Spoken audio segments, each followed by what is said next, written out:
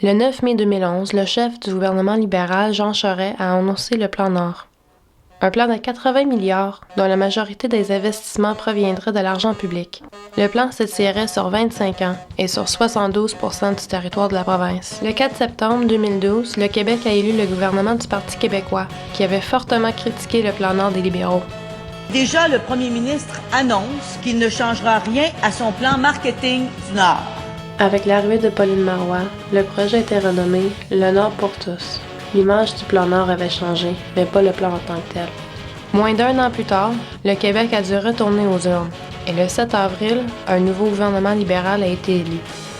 Le ministre Philippe Couillard n'a pas hésité à annoncer son intention de relancer le Plan Nord, disant même que le Québec devrait entrer dans le gaz naturel. Une fois que le Plan Nord sera terminé, il en résultera le deuxième plus grand projet industriel au Canada après les sables bitumineux.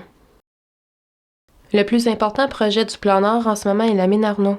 La mine se situerait juste en dehors de la ville de Sept-Îles et serait le plus gros projet de mine à ciel ouvert en milieu habité au Québec.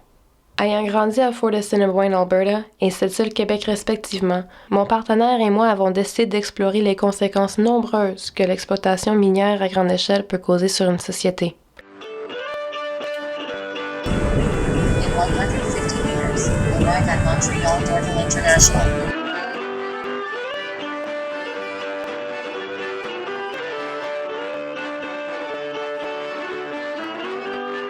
As Research Director of the Parkland Institute here in Alberta. My name is Gil McGowan. I'm president of the Alberta Federation of Labor. I grew up on a farm at Rochford Bridge, Alberta. When the big oil companies come in and say jobs, jobs, jobs, you really have to ask the question, jobs for who? The winners are relatively small in number and the losers are many. And I would suggest that Quebecers should look hard at who's won and who's lost. We're not being responsible with our own resources. Which brings you down to kind of the base question of what is important anymore. Do we want to survive?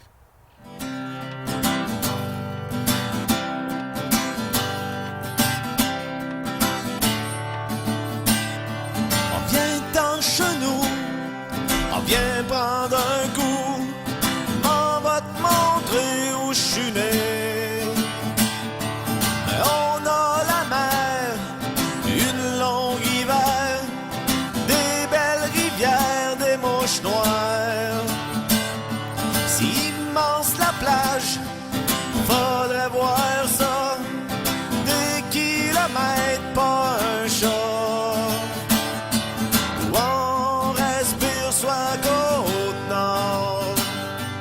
Y a des soirs comme toi et soir, en cul sec 2-3 forts, on se pète la face sur le trottoir.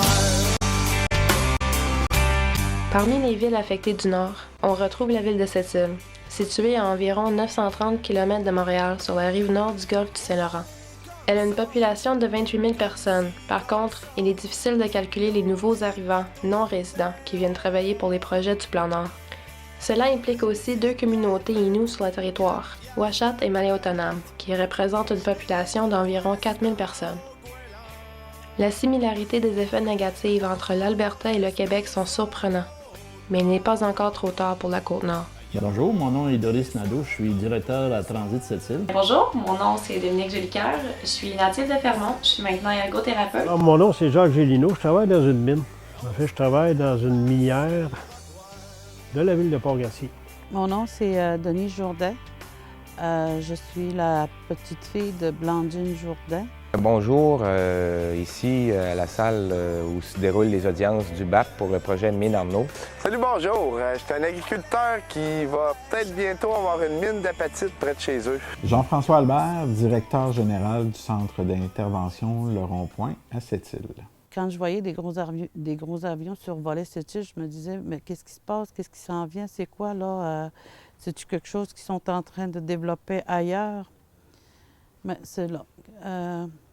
Quelque temps après, c'est le premier ministre Charest qui annonçait là, son plan Nord.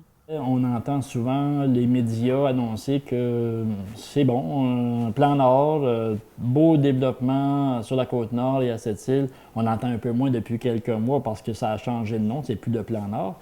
Mais il reste que c'est pas toute rose. Sept-Îles, pour nous, est la plaque tournante de ça et subit en premier lieu tous les impacts là, associés à l'industrialisation et au cycle des booms miniers et des creux miniers. En fait, je suis repartie travailler sur la Côte-Nord en finissant mes études, puis je me suis rendu compte que j'étais un peu désenchantée de la Côte-Nord, malheureusement, malgré que j'ai passé plusieurs belles années là-bas. Puis je pense que c'est un peu en raison du plan Nord. Est-ce qu'on va être capable éventuellement de faire en sorte qu'on va avoir un projet qui va durer? On verra dans le temps au niveau économique, mais ce sont surtout des promesses de richesse qui vont être très momentanées dans le temps et qu'à long terme, il va y avoir plutôt un appauvrissement. L'air est saturé déjà. On dit que le plus haut taux de cancer au Québec, c'est Sept-Îles. De rajouter encore une mine, je veux dire, c'est impensable. La structure ne sera même pas garantie. Leur bassin ne sera même pas étanche. Ça veut dire que l'eau va couler un peu partout à travers. Puis s'il arrive de quoi, j'imagine que mon jardin va être le premier à partir. Nous, on a un mandat au Centre Le Rond-Point qui est sous-régional. On doit desservir de Pentecôte à Blanc-Sablon en passant par Fermont. Mais avec les financements qu'on a présentement, on peut à peine suffire à la demande à la clientèle de Sept-Îles et Port-Cartier. Quand on regarde ça, quand on regarde le terrain, on se dit tout ça pour un asti de bout de cailloux.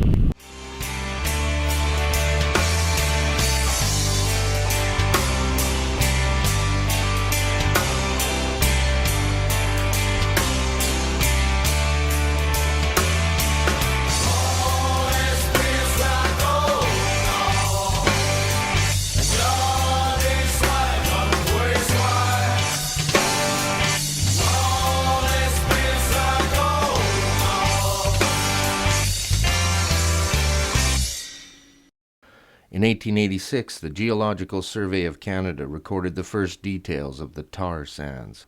The province of Alberta was formed in 1905.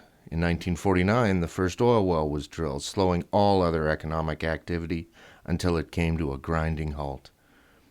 Alberta was originally made up of farmers, ranchers, and woodsmen.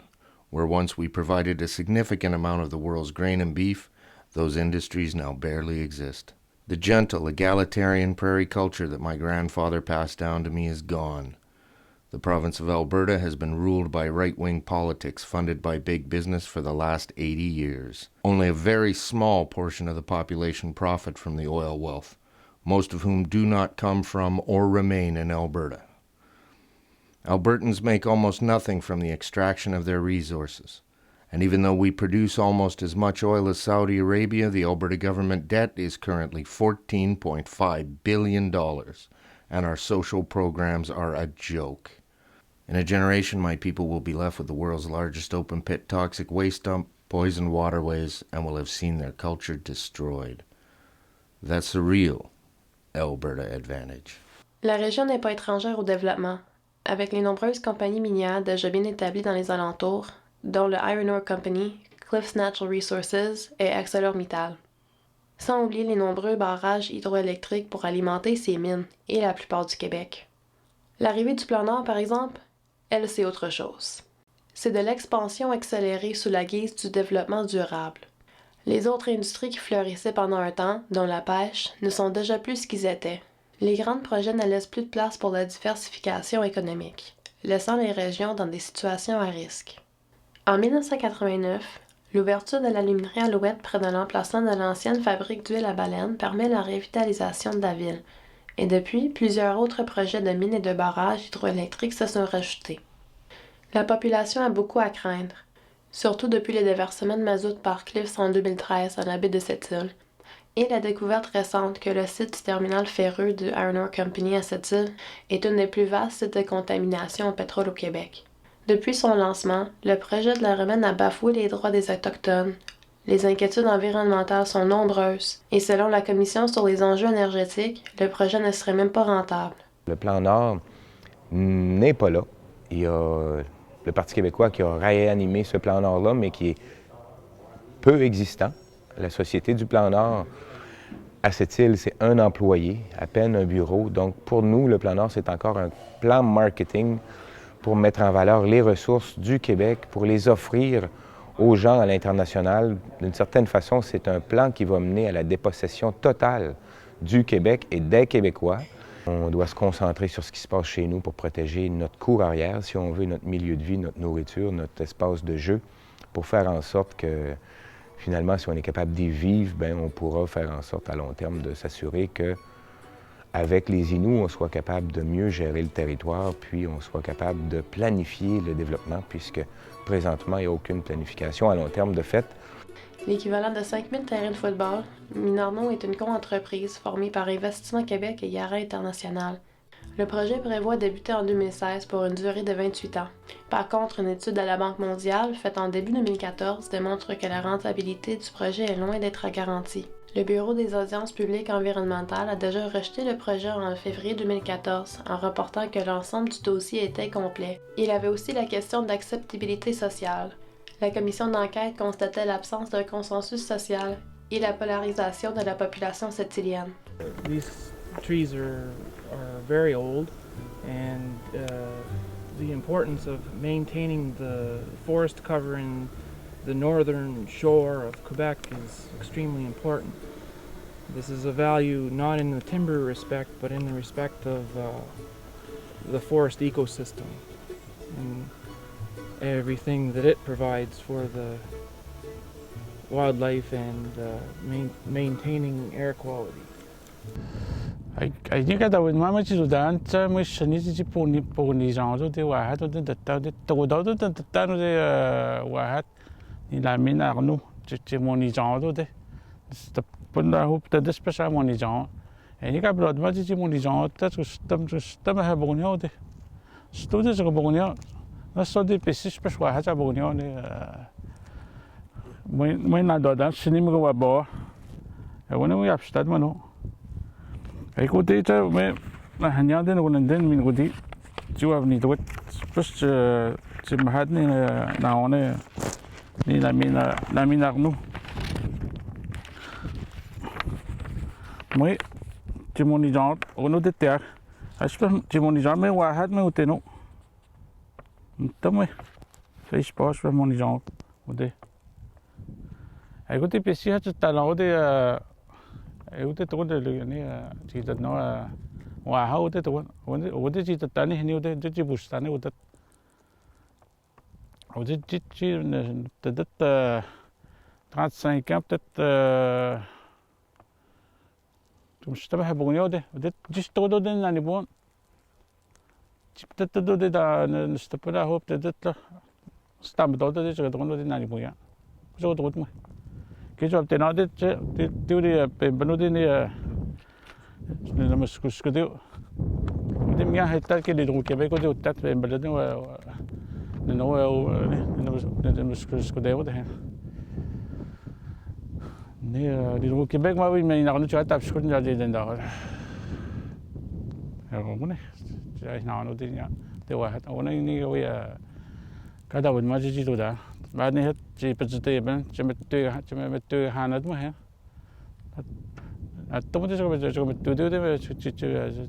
de pong ne gan ba het ji pete ben ode no tene ke pete ben ode wa han ji sa to de het to de het sibu de het on ode to la crêpe ma la gdai de ben ben on a pi je na gan ode pet u di ben ke mo je big no me on est venu on est venu à Hope not man de charges ou dans que j'ai doit passer scauna que me dit siat moi jamais wa na oui passer c'est de oui na minarno et dans des oui c'est-à-dire on vient dit notre n'y a pas de notre toujours il dans to me chino promettre que tout da on me dit mino ya je dis si on m'a dit mino na has que pour oublier ouais si et dedans jusqu'à maintenant c'est bon.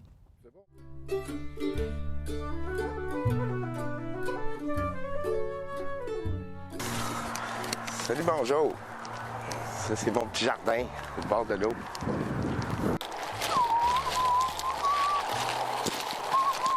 Pas perdu le morceau. C'est bon.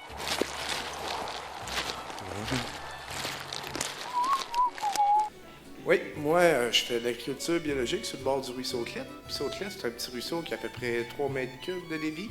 Le faible débit du ruisseau Clette aide à la sédimentation des minéraux, ce qui fait que la végétation pousse bien. Là, ils veulent mettre ça à combien, vous dites? 30 mètres cubes? Ils veulent transformer le ruisseau en rivière. Est-ce qu'ils ont pensé aux conséquences de ça?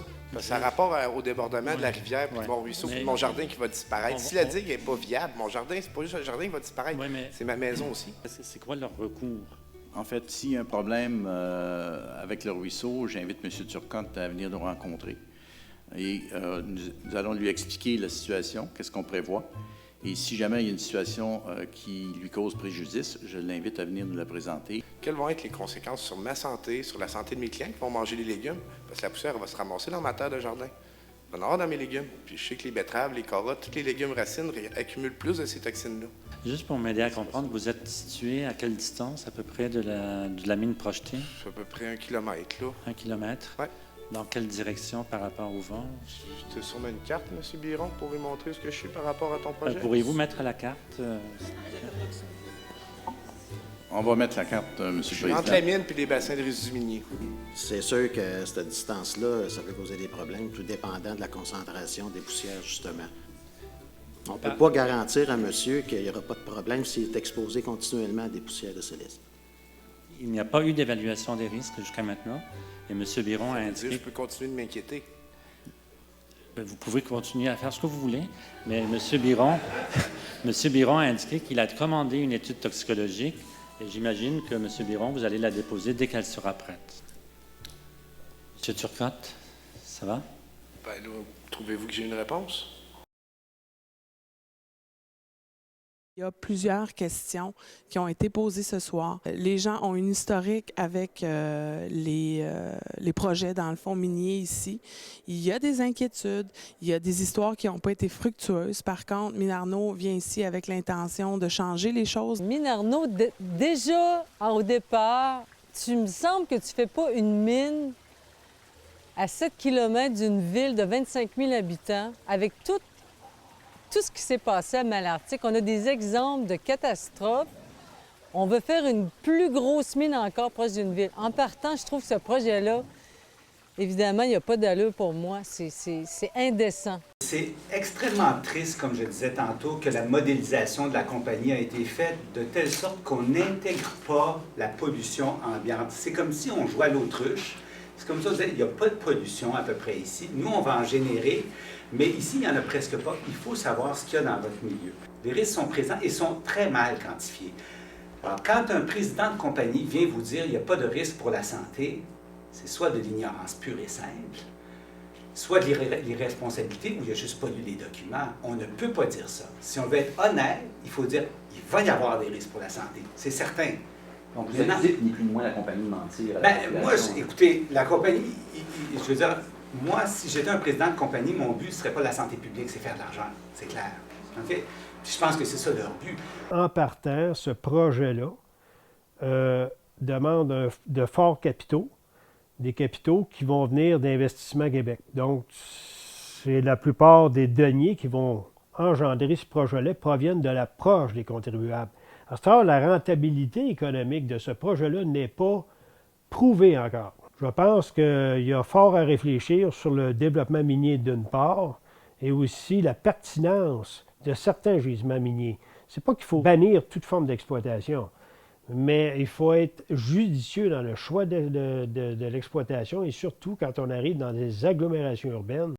J'aimerais déposer d'abord, si vous le permettez, la commission, la pétition qui demande un référendum. C'est plus de 5000 citoyens de cette île. Ça représente à peu près la moitié des gens qui se sont présentés aux urnes pour les élections municipales. Donc, c'est considérable.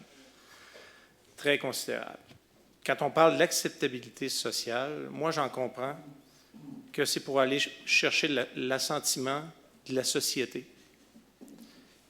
La société sept-îlienne, une grande partie de la société sept-îlienne demande à pouvoir se prononcer sur l'acceptabilité du projet. Avant de l'adresser au promoteur, j'aimerais demander aux représentants de la ville de Sept-Îles s'il est au courant de cette liste signée par 5000, une pétition finalement, qui demande un référendum, la tenue d'un référendum. Est-ce que vous allez tenir le référendum? Ou est-ce que... Non, c'est pas la décision du Conseil a été de ne pas aller de l'avant avec le référendum. Considérant que dans le contexte juridique prévalant au Québec, les municipalités ne disposent pas dans l'état actuel du droit de pouvoir ou de droit de veto pour imposer leur orientation concernant des projets de développement minier sur le territoire. Pour nous, c'est important que le dialogue se maintienne. Nous avons pris connaissance de la pétition qui a été déposée auprès de la municipalité. Nous, notre position face à ça, c'est que l'acceptabilité sociale, c'est un processus évolutif qui se fait dans le temps.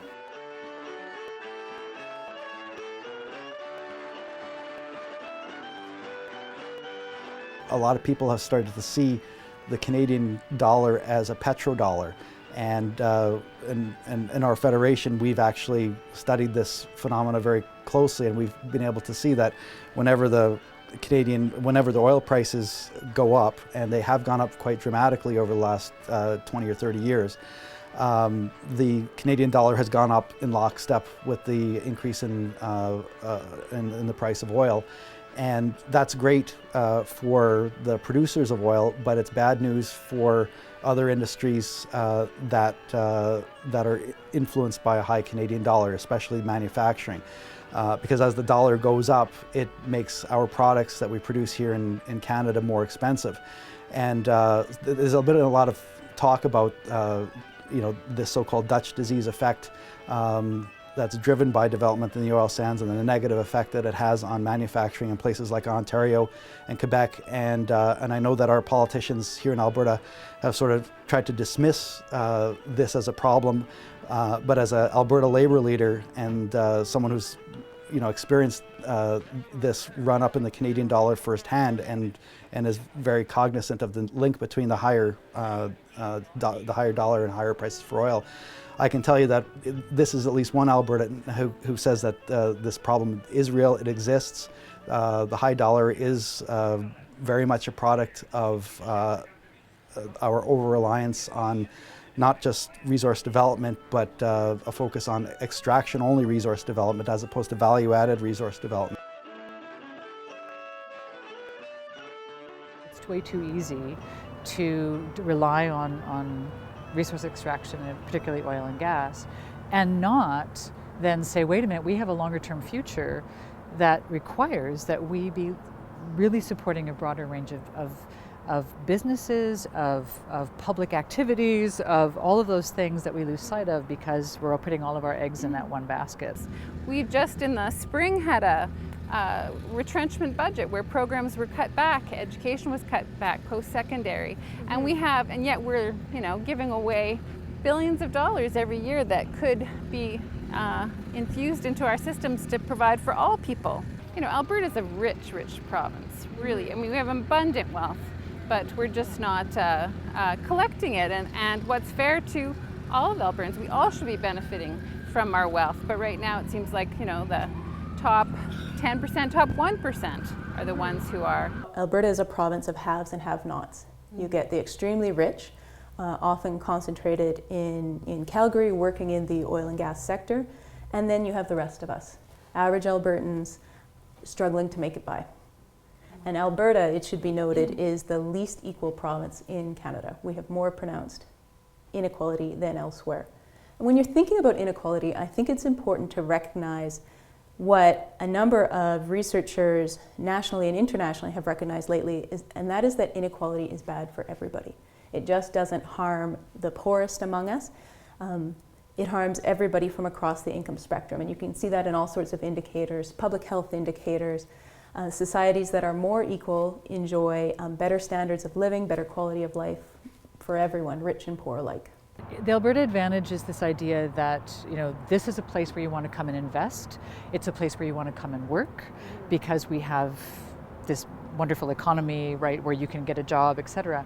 But I think it's because it's a much narrower kind of set of options, right? So it isn't like the world is your oyster. It's we have a particular economy with particular needs, and you have to be able to kind of shape yourself, right, to fit that. in order to make something of it, right? So, so they're a very particular set of labor needs, and this is what we need from you. You have to reshape yourself to fit that economy. Whenever the oil economy is booming in Alberta or any other oil-producing jurisdiction, there's this great sucking sound of people and resources being taken from other parts of the economy and sucked into the energy economies. And for individuals, it makes all sorts of sense because they're chasing higher income, but it often leaves other industries sort of hollowed out, and in some cases, whole communities become hollowed out. When you have a reliance on energy development, it will have negative impacts on other industries within your economy. And the same is true on a national basis. You know, what's good for Alberta, for example, and what's good for the Alberta energy industry, in some ways may not be good for the broader Canadian economy. Puis ici, à cette île, le plan Nord nous yeux, si on veut, comme étant la porte d'entrée et la porte de sortie du Nord. Nous avons les accès de chemin de fer, nous avons l'accès aux aéroports, nous avons la route 138 qui va vers l'est, la route 389 qui va vers le nord, et nous avons le plus gros port de mer en eau profonde du Canada, 4 saisons. Donc on est capable même d'accommoder les bateaux, les Chinamax, les plus gros minéraliers au monde, qui peuvent accoster en aucun endroit ailleurs en Amérique du Nord à part qu'à Sept-Îles présentement. C'est tout pour vous démontrer que la ville de Sept-Îles est vraiment le point de chute et le point d'entrée de ce plan Nord-là. Pour nous, le plan Nord présentement, c'est une vague de travail qui ne se matérialise pas. C'est une vague de travail qui ne se matérialise vraiment pas au niveau permanent, qui est ressenti à cette île par l'afflux de construction que ce petit boom-là a donné. On a eu, dans les derniers 2-3 ans, probablement 3 à 4 000 travailleurs qui ont transigé ou habité à cette île pour travailler. La loi sur les mines, il y a There's God, puis après ça, il y a la loi sur les mines, puis après ça, il y a le reste. Donc, la loi sur les mines, ce qu'elle fait, ce qu'elle nous dit en réalité, c'est qu'en aucun cas, et jamais, on peut être propriétaire de ce qui se passe en dessous de notre terrain. Quelqu'un peut venir claimer notre terrain, peut venir posséder le fond de notre terrain, ne serait-ce qu'avec seulement une carte de crédit. Alors ça, c'est vraiment un problème. C'est un problème pour tout le monde, beaucoup plus que ce qu'on pense, parce qu'il y a des gens qui sont tranquilles de génération en génération sur certains terrains, où est-ce qu'il y a du nobium, du vanadium, du n'importe quel tissu minéral dans leur sous-sol. Et du jour au lendemain, peuvent se retrouver avec une compagnie contre laquelle ils doivent se battre, puis plus du tout de patrimoine de terrain.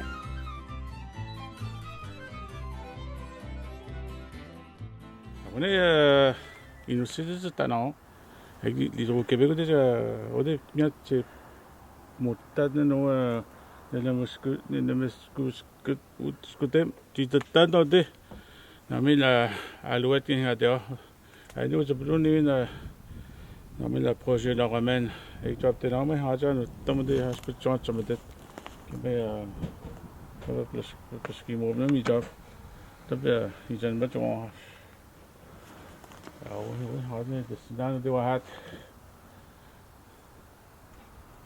Le plan Nord offre beaucoup de promesses. Je pourrais dire que je suis bien placé pour dire que ces promesses-là peuvent se réaliser, étant un privilégié parce que je gagne ma vie dans une minière. Malheureusement, je suis obligé d'arriver à une conclusion contraire. Qu'est-ce qui me fait dire ça? Bien, premièrement, je vous dirais que la mine pour laquelle je travaille est située dans la rare ville dévitalisée de la région. Les grosses minières sont des multinationales avec des structures administratives qui sont lourdes. Souvent, les bureaux chefs sont situés à l'extérieur de la région, donc très peu sensibilisés aux besoins locaux. La nouvelle mode aujourd'hui, c'est d'augmenter le tonnage pour faire diminuer les frais fixes qui sont inhérents à la main-d'œuvre. Et naturellement, la meilleure façon de faire baisser ces prix-là, c'est d'augmenter le tonnage avec le même monde. On augmente aussi la capacité portuaire, la capacité des trains de production, les crocheurs, et éventuellement, tout ça se circonscrit dans un dans une dynamique d'exploitation un peu à outrance. Vous savez, dans le fer, il en reste pour à peu près 75 ans, peut-être 100 ans. Le lithium, il en resterait pour à peu près 15 ans. On en a pour quelques décennies. Alors, qu'est-ce que c'est dans l'histoire d'un univers, ça, humain, quelques décennies? En fait, c'est d'avouer qu'on a tout pris de notre vivant, qu'on n'a rien laissé aux enfants. La ville de Sept-Îles, c'est une baie. Une baie où les gens puisent des ressources. C'est des pêcheries d'une part, parce que Sept-Îles s'est apparu avec une industrie de pêcherie. Et ça continue à perdurer en ce moment, même si les pêcheries ne sont plus ce qu'ils étaient à l'origine. On a encore beaucoup de pêche qui s'y fait. On y va toujours selon les anciens patrons de développement. C'est du front pionnier. On sait tous que tout ça devra changer. Donc, de détruire en ce moment le territoire en faisant des trous partout, avec peu d'impact, avec des ressources qui vont s'exporter vers l'extérieur pour assouvir une demande effrénée de consommation qui n'a aucun bon sens. Mais ça, c'est de détruire les emplois à venir, présents et à venir. The center that serves people living on the street or experiencing homelessness in Fort McMurray, it's called the Center of Hope. People there talk to us about people who get off the bus and think they can get a job overnight, and they can't. And this is kind of the Boyle Street area. We have inner city agencies like the Boyle Street Co-op and Bissell Center, and this is where a lot of vulnerable people come to get services. A lot of people have addiction issues in this area. Sometimes newcomers or people coming from the rural areas of Alberta or other places in Canada to find employment and then don't, and then they're kind of lost because they can't afford rents, and sometimes they end up in this area of the city. Hello, my name's Alan Freeman. I'm from Toronto, Ontario.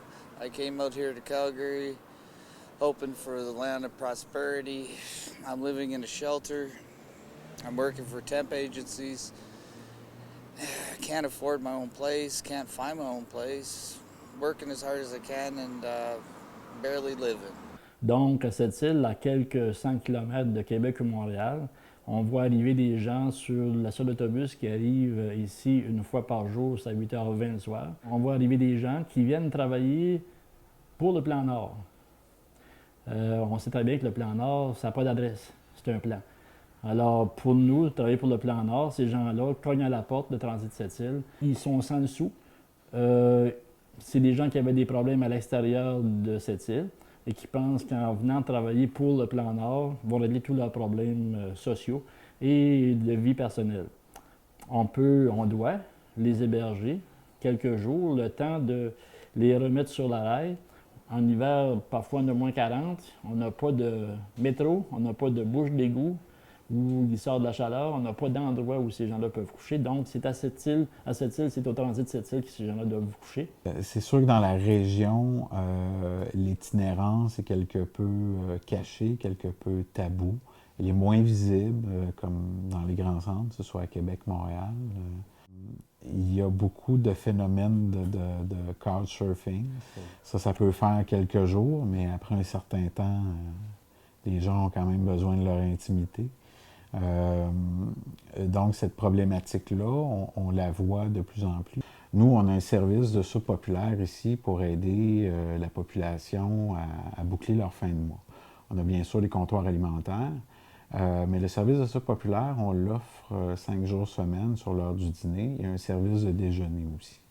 On a pu noter une augmentation d'environ 45 % depuis les 2 dernières années. Donc, ça fait plus de 4 500 à 5 000 personnes à nourrir à chaque semaine. Donc, ça fait énorme pour une région comme Sept-Îles qui compte une population d'environ 27 000 personnes. Cette augmentation-là peut être notée. Aussi, une augmentation au niveau de l'aide directe alimentaire, c'est-à-dire d'offrir de la nourriture pour que les gens puissent l'amener à la maison. Ça aussi, ça a connu beaucoup d'augmentation, plus de 71 %. Donc, il y a plus de 1000 personnes qu'on a aidées au fil de la dernière année.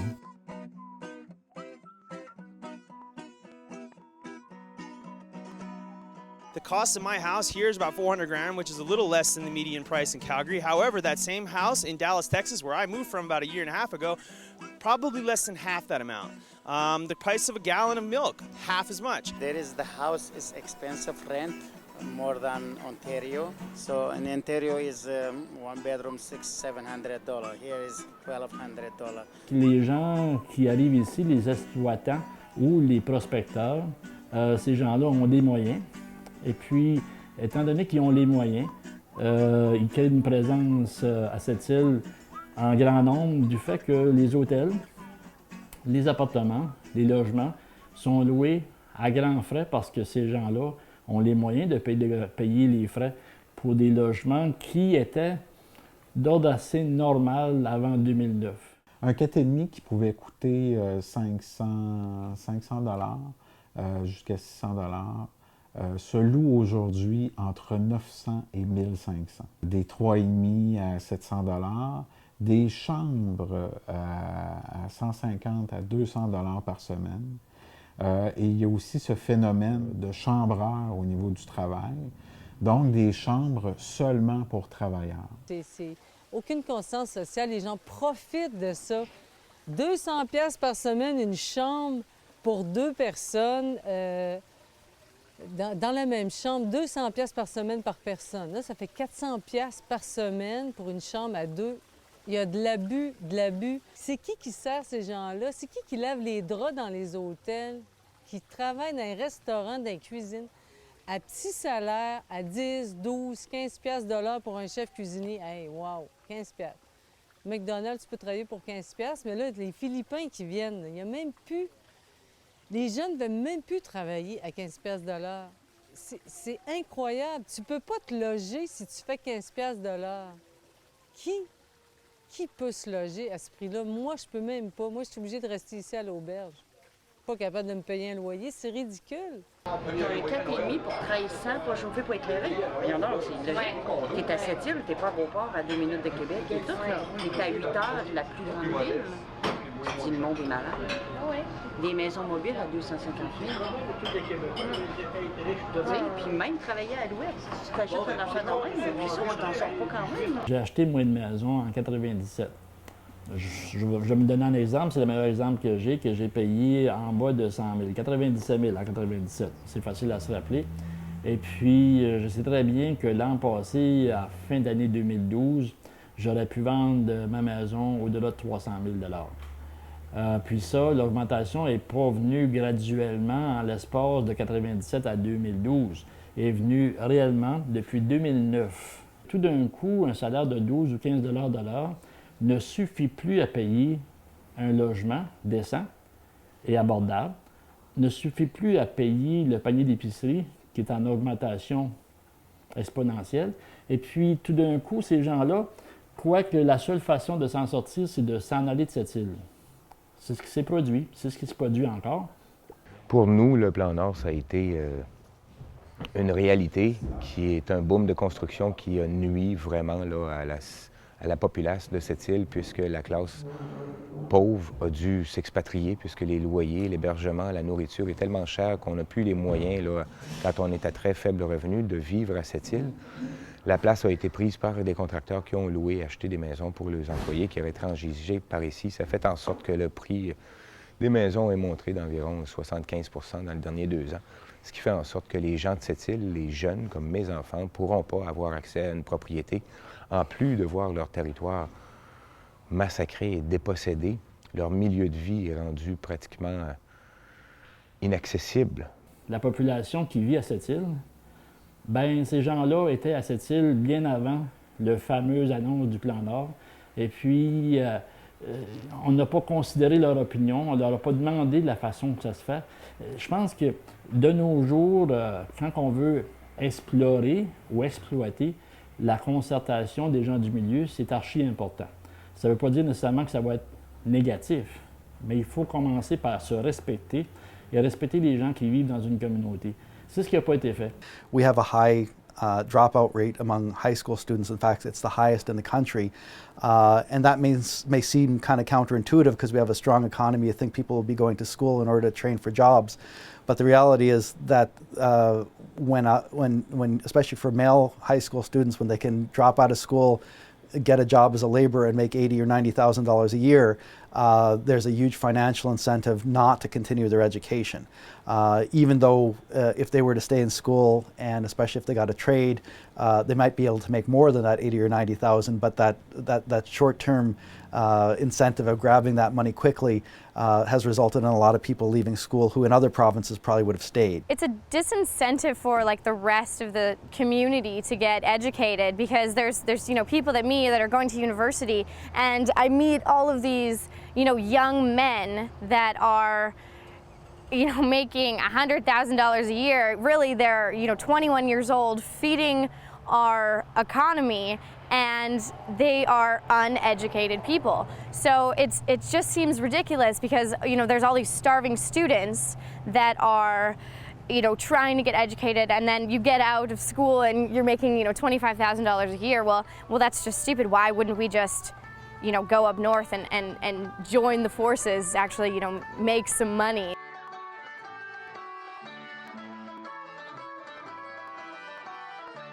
So from small-time farming, I underwent lots of work in the oil patch. It was pretty destructive on my body. I made a lot of money, sure, but it was long distances to get to Fort McMurray from where I'm living, 100 miles from Edmonton. Living in camp where the food is the cheapest food that can be purchased by these catering outfits for us to eat. I sure miss my own produce that I raise. It creates just all sorts of stress for people, and we know that Albertans rate themselves the lowest in Canada in terms of their connection to community. It really hurts community. People aren't connected. Everybody's working so busy, or things cost so much. Everybody has to have two-income families. Children aren't seeing their parents very much because their parents are so busy working. A lot of the jobs, it's true they pay well, but they're often very short-term, and especially when it comes to things like fracking, people could move into your community for a few months or a few years and generate all sorts of economic activity, which seems very attractive at the front end. But sometimes it can overwhelm local infrastructure, and we've seen that in places like Fort McMurray and in Grand Prairie and in other communities across our province. Local community infrastructure becomes overwhelmed. Small communities have their social fabric sort of thrown out of whack with this huge influx of people who are not part of the community. And then often the development is short-term. So the hordes descend with lots of money and equipment, and then when the jobs are done, they disappear. And so the local economy is strengthened, and then it's hollowed out. En fait, c'est quand je regarde Malartic. Malartic, c'est une ville qui s'est développée avec l'industrie forestière, mais surtout avec l'industrie minière. L'industrie minière a littéralement dévasté la région.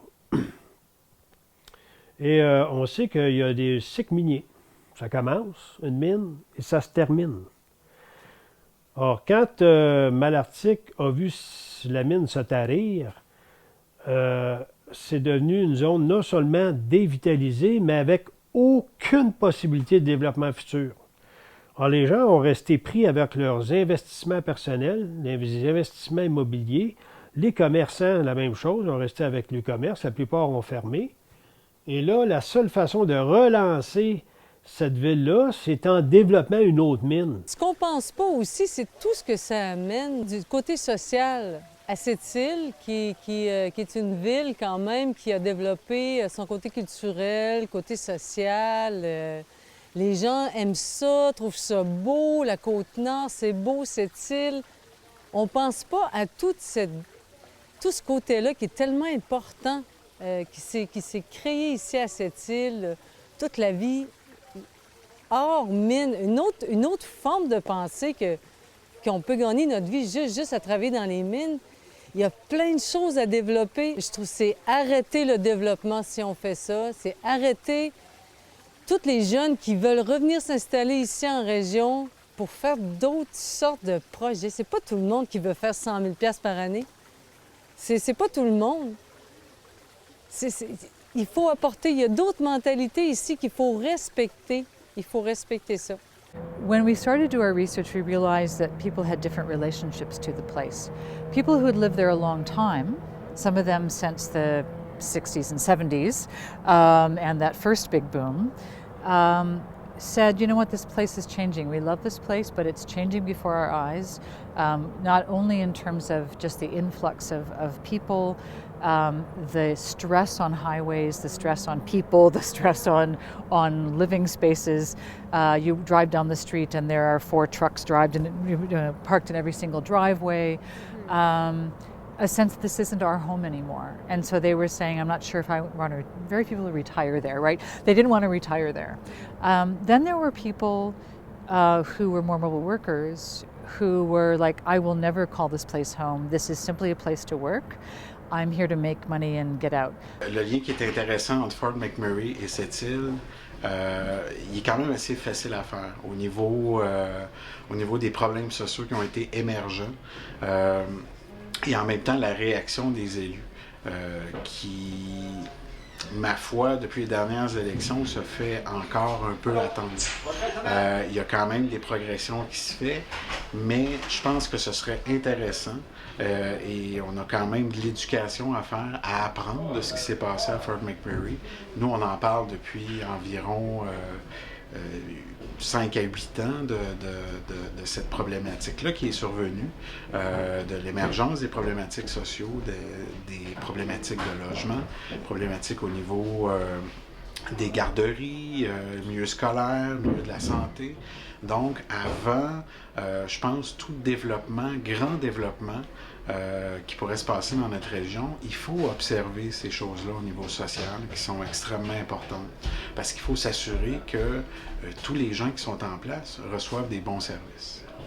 Le plan Nord, ça a eu beaucoup d'incidence sur le système de la santé, particulièrement à Fermont, à mon avis, parce que à Fermont, on est une population de 3000 personnes, puis avec le plan Nord, donc avec le fly-in, fly-out, on est compté presque jusqu'à 6000 de population maintenant. Par contre, on reçoit toujours les subventions gouvernementales pour un système de santé pour répondant aux besoins de 3000 personnes. Donc, on a des listes d'attente comme on n'a jamais eu. On a des trous dans nos services de santé, autant santé physique que santé mentale et santé dentaire. Donc, je pense que ce qui arrive, c'est que finalement, on oublie la population derrière ça. Puis, le plan Nord, c'est une initiative des industries, sauf que le gouvernement n'a pas suivi après ça. Ils ont oublié justement d'avoir un plan. They don't ask always what the community think about it. They tell the community there is so much money comes in, and that can be great for the community. When you see later on what's happened, it's not that great than they promised mostly. They do nice facility, like by the school over here, there's a nice playground. We have there the biggest wagon wheel in the world, things like that. But that is a little gift, but it is a change that is coming is more affect the community than those little things that they give us. We have to adjust it, that they don't take over, that we have some things to say about our own lives and keep it on a way how we like it. It's not always possible, but if we don't do nothing, the industry takes over, and the industry not always take it on a nice way, and they don't care about what's left. Look to Detroit, but the best industrial city of the US for quite a few years ago. And what's now? It's a broke town and a ghost town. And that's sometimes the results from the economical development, and we have to watch out for things like that.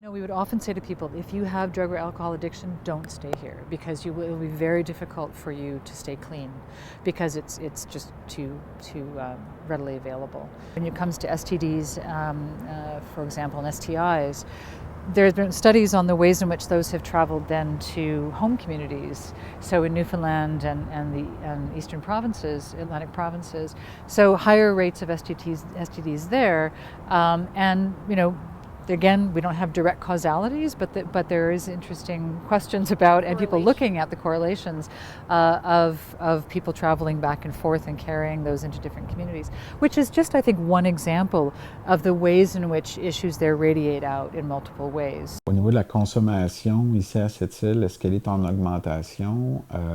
Oui, il y a une grosse augmentation.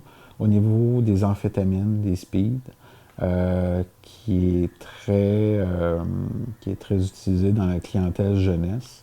Pourquoi? Parce qu'elle n'est pas chère, elle est peu dispendieuse. On peut en trouver à 3, 5, 7 $ du comprimé. Augmentation au niveau de la consommation de cocaïne et fait à noter, cette consommation de cocaïne-là se fait de plus en plus dans la clientèle jeunesse. C'est réellement problématique. Si on prend entre autres le chantier de la Romaine, qu'on le veuille ou pas, il y a beaucoup de questions qui sont reliées et qui, de près ou de loin, au chantier de la Romaine. Si on parle des maladies sexuellement transmissibles, si on parle de dépendance aux drogues dures, ce sont des réalités et on a beau le nier d'ici à 14 heures, il va falloir y faire face éventuellement. C'est le prix à payer pour de l'expansion accélérée, effrénée, improvisée à la dernière minute. C'est le dur prix à payer sur le plan social. Souvent, les gens vont me dire « Ah, c'était la même chose à la Bay James. LG2, c'était la même chose. » Oui, mais c'était en 72. Je pense qu'en tant que société, on est en droit aujourd'hui de se positionner puis de voir les choses autrement avec l'évolution de la société, avec l'éducation qui a haussé, le taux d'éducation au Québec et le taux d'alphabétisme a été en hausse au Québec. Je pense qu'on est rendu à une autre page de notre histoire et il va falloir qu'on visualise puis qu'on envisage notre développement économique de façon plus éclairée, de façon plus éthique. Hein? Le terme éthique prend tout son sens ici, de façon plus éthique, en impliquant le citoyen.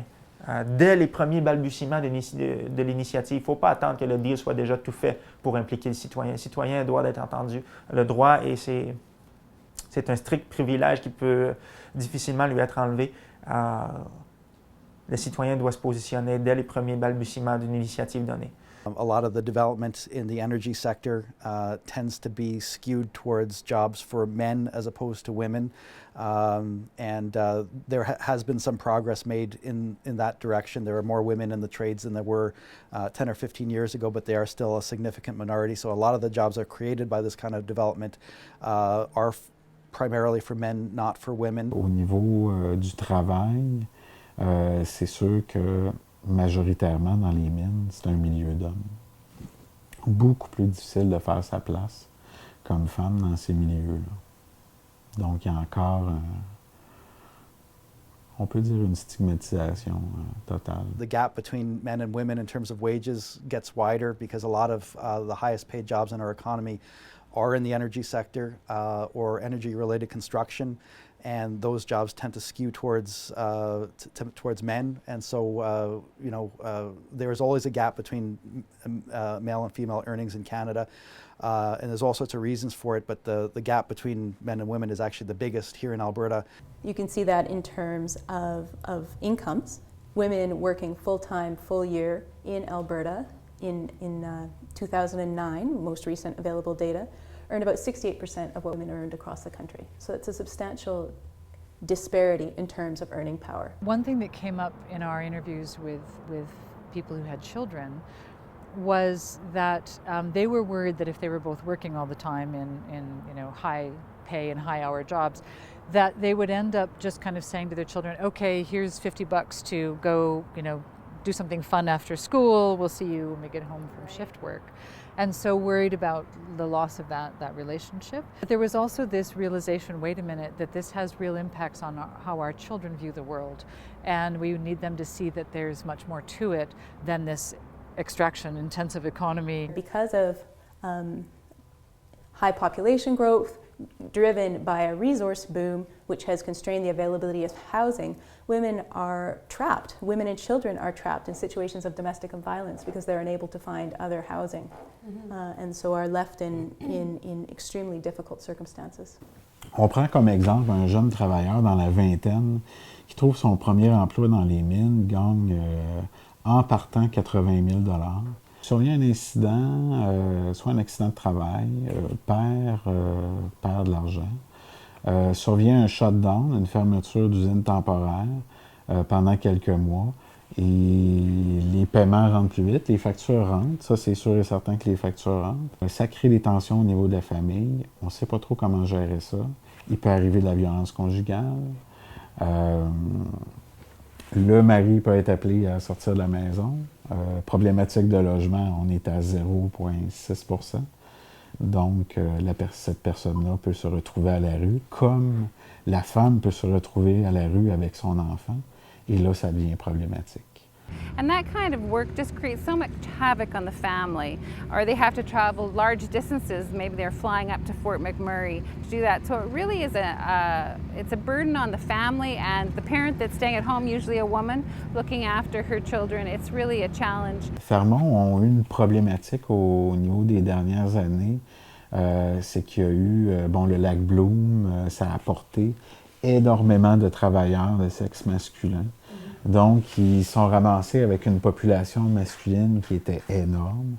Et il y a eu un phénomène d'intimidation qui se faisait chez les femmes qui vivaient là-bas. Juste un exemple, se promener dans le mur à l'intérieur, aller faire son épicerie, puis se faire siffler par une gang de gars. Habituellement, ils ne voyaient pas ça. Mais aujourd'hui, ils le voient de plus en plus. Se faire offrir de l'argent pour des services sexuels, ça s'est vu aussi. Il y a un peu de l'aveuglement volontaire par rapport aux élus là-bas, mais ça en est devenu une problématique. Puis il y a quand même un virement dans la population de Fermont, c'est-à-dire qu'il y a beaucoup plus de jeunes hommes qui ne connaissent pas Fermont et qui connaissent pas la dynamique de région non plus, puis qui arrivent avec parfois des préjugés, puis parfois des attitudes qui sont négatives. Donc maintenant, on a affaire beaucoup plus à des gestes de violence qu'on n'avait pas avant. Il y a eu des cas d'agression sexuelle maintenant, de répertoriés, choses qu'il n'y avait pas avant non plus. Donc maintenant, tu sais, quand je vais au bar puis que je reviens à 3 h du matin, je file moins sécure dans ma propre ville pour revenir à pied comme j'ai toujours fait, alors que tout est tellement proche. Donc, point de vue populationnel, vraiment, les choses ont changé. Puis, en y retournant, en vivant là-bas avec mes yeux d'adulte, je me suis rendu compte que c'était pas nécessairement le genre d'environnement que je voulais offrir à mes enfants. Autant moi, j'ai été chanceuse d'être élevée là-dedans. For this documentary, we tried to take both sides of the story. We requested interviews with the Premier of Alberta's office. She informed us that she was too busy because she was dealing with the flood. In reality, she was in Quebec City speaking with Pauline Marois on the biggest energy program started in Alberta in the last 40 years. This is what a government of an oil state looks like.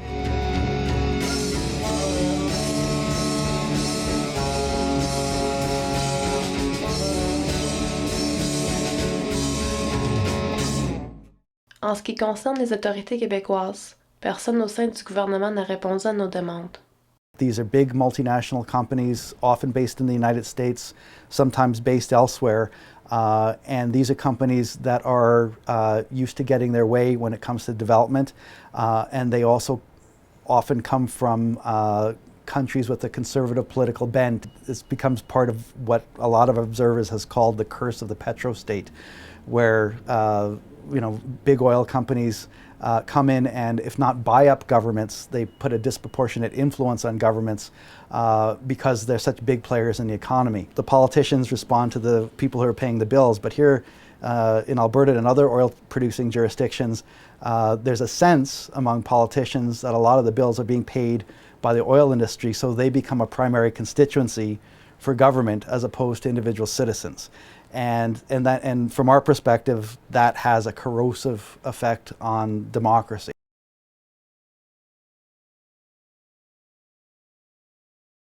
Ici, à Uashat-Maliotenam, lorsque je retournais en forêt et que mon père m'expliquait qu'ici, il y avait des camps à telle et telle époque et que ma famille a vécu, il n'y avait pas une autoroute. Il me parle souvent d'une autoroute en forêt parce que les compagnies minières ou les compagnies forestières ont créé des routes où ce que le monde peut accéder et c'est plus facile pour voler dans les chalets. Bref, lorsque l'on retourne par chez moi, souvent mon père m'introduisait à cette pensée-là au niveau de l'extraction des ressources naturelles, puis les compagnies qui venaient, puis qui s'appropriaient, qui détruisaient le visage du terrain, des territoires qui ont été habités. Mon père a vécu 25 ans en forêt, fait que c'est sûr qu'il connaît son coin. Lorsqu'on retourne là-bas, ça lui tire les larmes, c'en est grave. Puis on parle de 107 000 au nord de Port-Cartier, on parle des territoires vraiment loin, mais défigurés.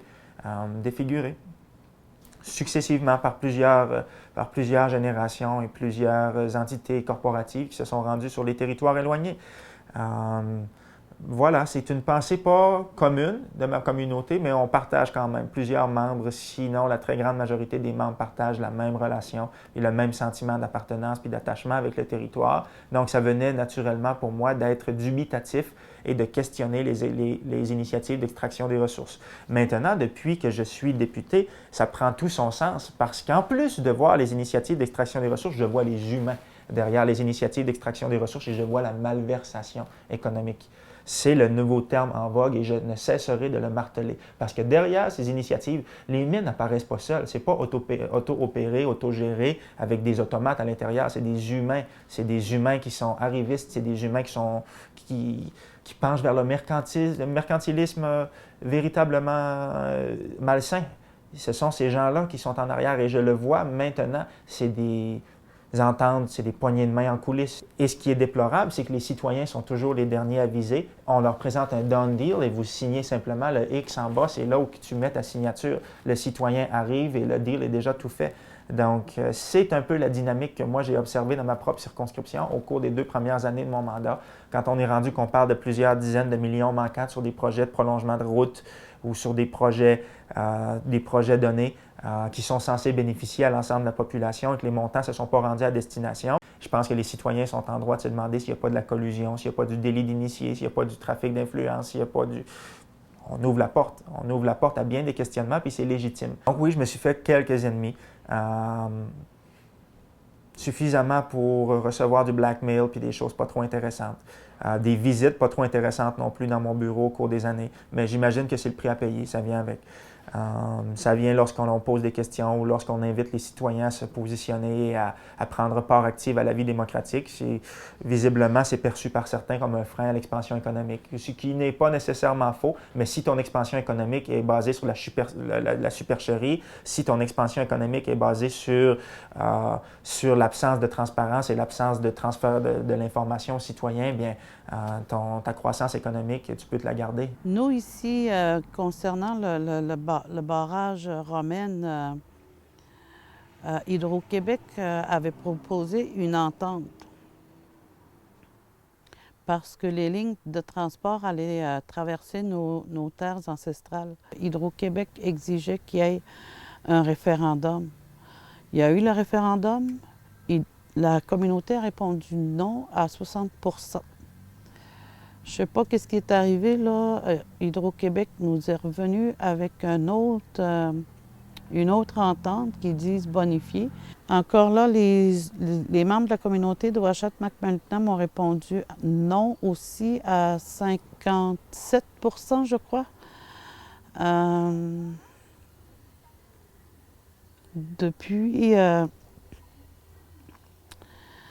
Depuis, ben, il n'y a pas eu d'autres nouvelles de Hydro-Québec jusqu'au moment où on a su que Hydro-Québec poursuivait quand même ses lignes de transport.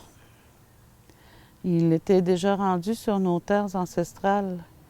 Puis il y a eu un blocus en mars 2012 pour dénoncer là, l'attitude d'Hydro-Québec qui ne respectait pas là, notre volonté. Le blocus s'est poursuivi là, dans l'ordre des choses. Tout ce qu'on interdisait, là, c'est les véhicules lourds qui se rendaient au chantier La Romaine. Ça, on ne venait pas mettre en danger là, la sécurité publique. J'ai fait une intervention assez agressive là, aux jeunes leaders la soirée du 7 mars. Puis ils ont quitté les lieux. Nous, les femmes, on est restées. En sachant que le 8 mars, c'est la Journée internationale de la femme, puis je disais aux femmes, ce serait très mal vu là, que la police vienne intervenir la Journée de la femme. On a maintenu le blocus la journée du 8 mars. On nous informait que Hydro-Québec allait faire une requête à la Cour supérieure pour une demande d'injonction. OK, comme hier, comme ça ici. OK?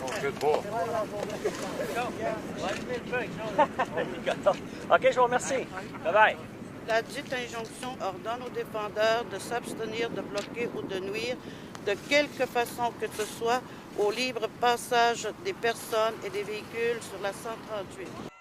J'avais tenté de maintenir le blocus là, tout en respectant les lois canadiennes puis les lois québécoises, mais il y a eu une intervention policière de la SQ. Si vous n'obéissez pas à cet ordre, nous devrons utiliser les moyens nécessaires pour disperser la foule, y compris le recours au gaz lacrymogène.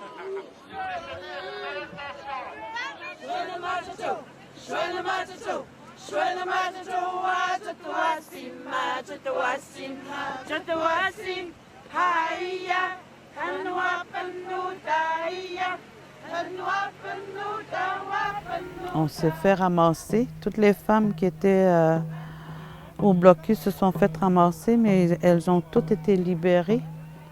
Sauf moi et Pachot Pilot, nous avons passé la fin de semaine en prison pour comparaître devant un juge le jeudi, nous donnant nos conditions de libération. Je ne suis pas encore coupable de rien, là. On me colle 3 accusations criminelles. La première accusation, c'est entrave au travail de la sécurité publique de Ouachita-Macmalutenam. La deuxième, entrave au travail de la SQ. Et la troisième, pour avoir privé d'un bien matériel valant de moins de 5 000 $. Si la route 138, c'est un bien matériel dont j'avais privé les gens d'utiliser la 138, la portion de la 138 qui se trouve à l'intérieur du territoire Innu à Maliotenam, elle vaut moins de 5 000 $. C'est des accusations assez farfelues, là.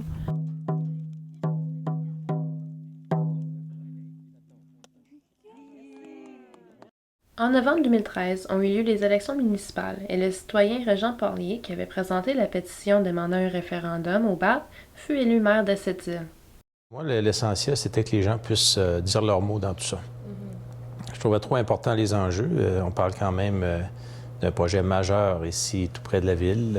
Puis c'est les impacts de toutes sortes d'impacts. Des impacts économiques, impacts sociaux, environnementaux.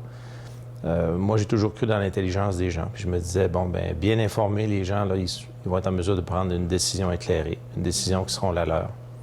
C'était le but de la demande de référendum. Je vais être bien honnête avec vous. Moi, je vois et je comprends toute la pression des élus. Il y a une pression économique qui est extrêmement forte sur les élus, qui fait en sorte que... Et l'appareil économique est très puissant, là, je crois de plus en plus puissant de toute façon, ce qui fait en sorte qu'on a de la difficulté à prendre un pas de recul et à demeurer objectif. Je suis convaincu que tous les élus sentent cette pression-là d'une façon ou d'une autre. C'est ce qui m'inquiète le plus, honnêtement. C'est vraiment ce côté-là. Les gens sont en mode panique. Aussitôt que l'économie fléchit un petit peu, je peux vous dire que tout ce qui regarde l'environnement puis le côté plus social prend le côté rapidement parce qu'il faut rapidement ramener ça sur le dossier économique. Il faut faire quelque chose parce que là, ça va mal. Et ça ne prend pas une grosse variation de l'économie pour tomber dans ce mode-là. Je peux vous le dire, là, j'en suis témoin. Moi, je pense que beaucoup de choses sont dirigées par l'économie uniquement et avec beaucoup d'improvisation et beaucoup d'anarchie. Et je pense que ça nous dirige tout droit vers la faillite, là, que ce soit municipale, provinciale, fédérale. C'est une économie qui est dirigée aux 4 ans, qui est réajustée aux 4 ans. Et là, les promesses débarquent les unes après les autres. Là, on est tout près d'une campagne électorale. Là. C'est à la veille de se déclencher. Puis, qu'est-ce qu'on voit? Le même scénario encore. Les gens débarquent bon, bien, qu'est-ce qu'on va leur promettre? Comme si les dossiers, ils ne les connaissaient pas. C'est des dossiers qui sont là depuis des années, des décennies parfois. Puis là, on vient chercher la liste d'épicerie pour dire, bon, ben OK, on va faire ça, c'est ça que vous avez besoin. Puis on nous donne même les réponses d'avance, mais ça dure le temps des élections. Ensuite, il faut essayer d'accrocher tout ça. C'est rare qu'il y ait une vision. Puis c'est ce que je trouve qui fondamentalement manque à toute cette réflexion-là, c'est la vision. Les politiciens en général ont très peu de vision. C'est au court terme, puis c'est plus qu'autrement, c'est avec le but d'être élu et d'être au pouvoir. Alors, c'est à mon tour. Moi, je suis au pouvoir maintenant. Ça fait que j'ai le choix d'essayer de faire une différence dans tout ça. Mais le changement, c'est devenu tellement à la mode. C'est un peu comme le développement durable. Tout le monde se gargarise au développement durable, mais souvent, ça dure le temps d'une élection. On a appris, tout le monde ensemble, les conclusions du Bureau des audiences publiques. La réaction de Ménarneau ne s'est pas faite attendre. Ils ont vite statué qu'en fait, ce qui manquait, c'était des études, alors que le rapport est beaucoup plus sérieux que ça. Ils ont même osé dire que ça n'allait pas entraver le délai pour la mise en œuvre du projet de Ménarneau. Ils ont eu jusqu'à l'effronterie d'aller dire qu'ils continuaient et que les gens n'avaient pas compris. Alors, moi, j'ai juste un mot à dire à ces gens-là qui sont complètement décrochés. Tant et aussi longtemps qu'il n'y aura pas plus de respect pour la population, ils vont faire face à un mur. Parce qu'on n'a pas l'intention de se laisser faire. Le 24 février 2014 a eu lieu le premier conseil municipal depuis la sortie des résultats du BAP. Les citoyens se sont présentés en très grand nombre. La salle était bondée et un grand nombre devait être debout dans le couloir. Je suis en faveur que Ménarneau puisse continuer d'aller de l'avant dans son projet. Moi, je suis un gars de projet et je pense qu'il y a des solutions à toutes les problématiques. Je pense qu'il faut encourager Ménarneau à aller de l'avant dans ce projet. C'est clair pour moi qu'une ville où est-ce que je vais habiter, où est-ce que je vais élever mes enfants et mes petits-enfants, ça doit être une ville en santé. Mais pour moi, c'est clair aussi que la santé passe par la santé économique. Puis actuellement, là, je pense qu'un projet comme Ménarneau, ça ferait bien du bien à notre ville. Il y a 5000 personnes qui ont signé une pétition pour un référendum. Et puis, vous ne semblez pas vraiment vous en rendre compte de ce que ça représente. Vous ne représentez pas la Chambre de commerce. Vous représentez une vingtaine de mille citoyens. S'il vous plaît, ne l'oubliez pas. Merci, bonne soirée.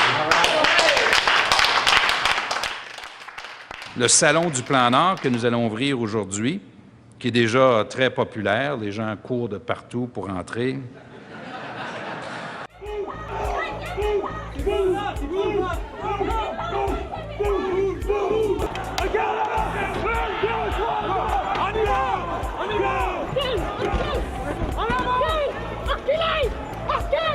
C'est une occasion notamment pour les chercheurs d'emploi.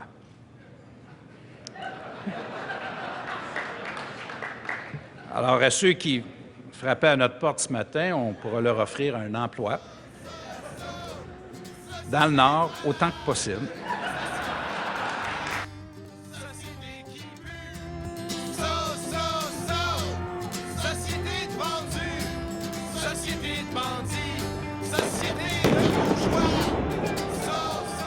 En avril 2014, Ménarneau semblait continuer leurs travaux. Selon eux, cela serait dans le but de réaliser des études demandées par le BAP. Ménarneau procéderait à une cueillette d'informations sur l'habitat du poisson, ce qui nécessite la caractérisation de quelques petits cours d'eau, ainsi que du déboisement supplémentaire. La compagnie Cliffs a été informée qu'elle devrait faire face à un constat d'infraction pour avoir rejeté une matière dangereuse dans l'environnement suite à un déversement de 450 000 litres de mazout. En mai 2014, Cliff Mine Wabush a plaidé non coupable à cette infraction. L'agriculteur biologique Luc Turcotte actionne la compagnie minière pour les dommages causés par leur déversement. Il a dû nettoyer sur les berges de son terrain ainsi que des oiseaux englués et morts. Hydro-Québec a proposé une troisième entente aux Inuits de Uashat-Macmanoutanan concernant la Romaine, presque 5 ans après le début du projet. Quelques 54% ont répondu oui, alors que seulement 52% des électeurs se sont prévalus de leur droit de vote. Hydro a ainsi abandonné les poursuites judiciaires entreprises contre des manifestants autochtones qui auraient bloqué les chemins d'accès des chantiers à la Romaine et SM3. On ne peut pas continuer comme qu'on fait. Il faudrait qu'on prenne le temps de réaliser qu'il y a des vrais enjeux. Il faut vraiment prendre le temps de regarder ça puis de faire du vrai développement durable. Les politiciens, les promoteurs de gros projets miniers, ils en parlent sans arrêt de développement durable. Mais une fois que le projet est réalisé, bien, la réalité sur le terrain est vraiment différente de ce qu'ils ont annoncé au début du projet. So if I have one bit of advice for any jurisdiction that has discovered new resources or is thinking about exploiting these resources, it's that they should think about how to safeguard their democracy and their democratic institutions. So there's so many things that the government really has to have their hands on and be involved and not just think it's up to business. It really is about us all working together and supporting this. And it can be done, but it's got to be managed well, and that just certainly hasn't happened in Alberta. J'espère que tout ce stir-là, si on veut, qui est en train d'arriver, nous fera en sorte que la population et nos élus, nos dirigeants, se pencheront plutôt sur un plan de développement vraiment durable et mettra au centre l'humain, si on veut, le citoyen, l'habitant, plutôt que le promoteur de grands projets industriels miniers. Je trouve que c'est triste de voir qu'une bonne initiative de la part des compagnies pour faire de l'argent pour le Québec, tout ça, a aussi mal viré parce que ça a flippé entre les mains, puis les gens n'ont pas pris le relais pour que ce soit bien fait. Donc je trouve ça particulièrement déplorable, puis j'espère que ça va changer pour que les gens soient heureux en région à nouveau. Il n'est pas trop tard, il est encore temps que les lumières s'allument et qu'on fasse en sorte que notre région on puisse progresser, mais sainement. C'est pas facile de trouver l'équilibre dans tout ça, mais je pense qu'on a un rôle, on a une réflexion à faire tout le monde ensemble. Et je souhaite que dans ma participation sera axée autour de ça, justement, essayer d'asseoir les gens ensemble, puis faire en sorte que, peu importe ton revenu, tu trouves ta place dans une société comme on a ici. Ici à cette île. Je veux dire, c'est toute la situation, ce qu'on vit présentement à cette île depuis un an, les questionnements, ça ne regarde pas juste les Sept-Îliens. Fait quel message, vous, en tant qu'association canadienne, qu'est-ce que vous pourriez dire pour réveiller l'ensemble des Canadiens à notre problème? Je vais faire le plus gros, j'entends votre question. J'ai juste un mot à dire.